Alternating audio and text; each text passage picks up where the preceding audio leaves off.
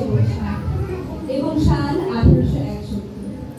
কলকাতা জোড়াসাঁকো ঠাকুর বাড়িকে আলো করে মহর্ষি দেবেন্দ্রনাথ ঠাকুর এবং সারদা দেবীর কোল জুড়ে এলো ছোট্ট এক শিশু, সেই আমাদের প্রাণের ঠাকুর বিশ্বকবি রবীন্দ্রনাথ।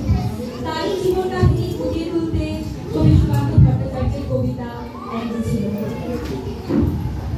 এক যে ছিল আপন খোলা কিশোর, স্কুল তাহার ভালো লাগতো না, সহ্য হতো না পড়াশোনার ঝামেলা।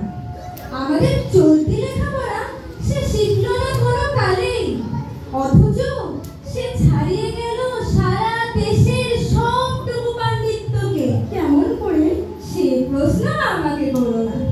বড় মানুষের মধ্যে গরিবের মতো মানুষ, তাই বড় হয়ে সে বড় মানুষ না হয়ে মানুষ হিসেবে হলো অনেক বড়। কেমন করে সে প্রশ্ন আমাকে করো না।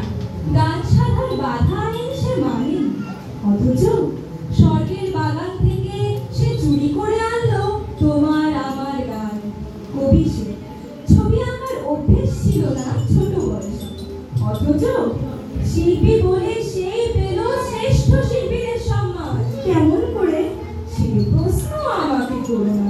মানুষ হলো না বলে যে ছিল তার বিড়ির আক্ষেপের বিষয়, অনেক দিন অনেক বিদ্রোহ যাকে করেছে আহত, সেই একদিন চমক লাগিয়ে করলো দিগ্বিজয়।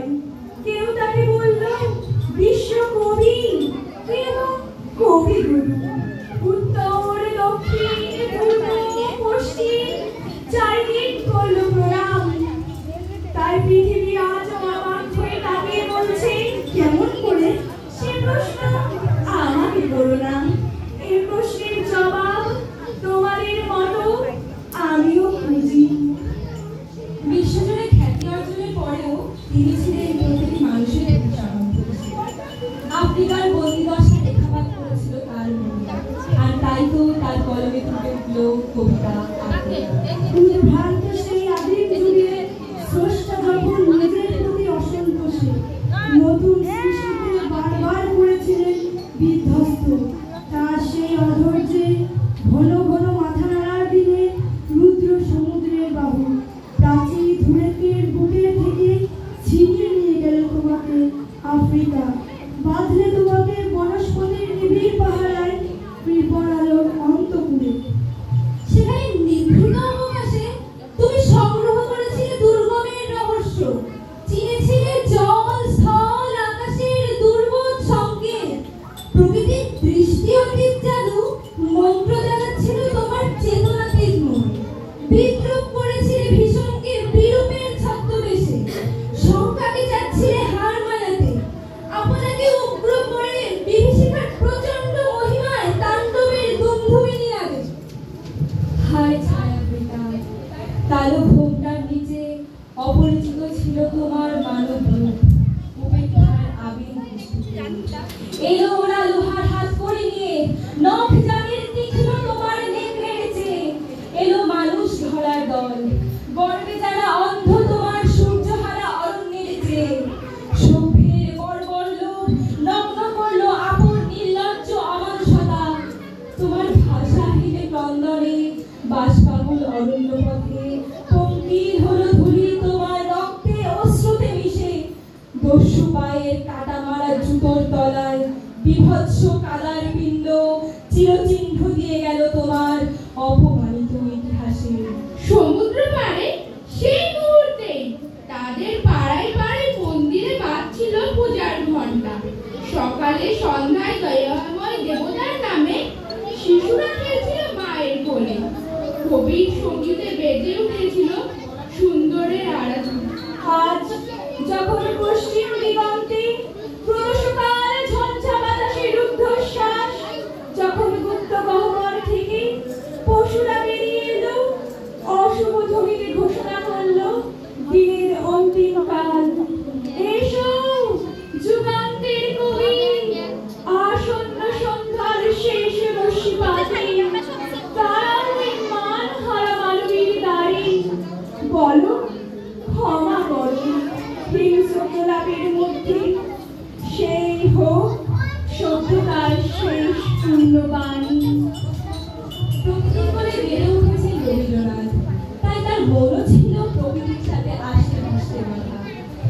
প্রকৃতিকে নিয়ে লিখে ফেললেন আরেক কবিতা সোনার তরী।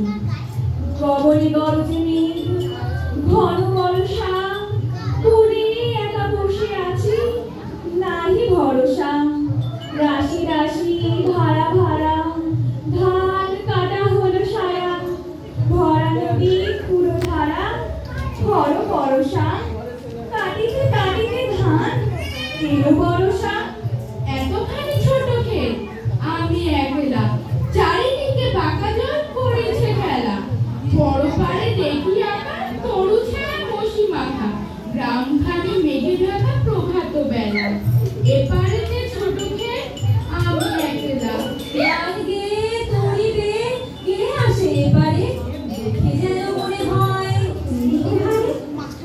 ভরা পারে চলে যায় কোনো দিকে নাহি যায়, ঢেউ বুড়ি নিরুপায় ভাবে দুধারে। দেখে যেন মনে হয় চিনি হারে। ওগো তুমি কোথা যাও, কোন বিদেশে? বারেক ভিড়াও তরি কুলেতে এসে। যেও যেথা যেতে চাও, যারে খুশি তারে দাও, শুধু তুমি নিয়ে যাও ক্ষণিক হেসে আমার সোনার ধান কুলেতে এসে। যত চাও তত লও তরণী পড়ে, আর আছে আর নাই দিয়েছি ভরে। এতকাল নদী কূলে জাহালয় ছিল ভুলে, সকলে দিলাম তুলে ধরে ধরে। এখন আমার লহ করুণা করে। ঠাই নাই ছোট সে করি, আমারই সোনার ধানে দিয়েছে ভরি। শ্রাবণ গগন ঘিরে ঘন মেঘ ঘুরে ফিরে, শূন্য নদীর তীরে রবি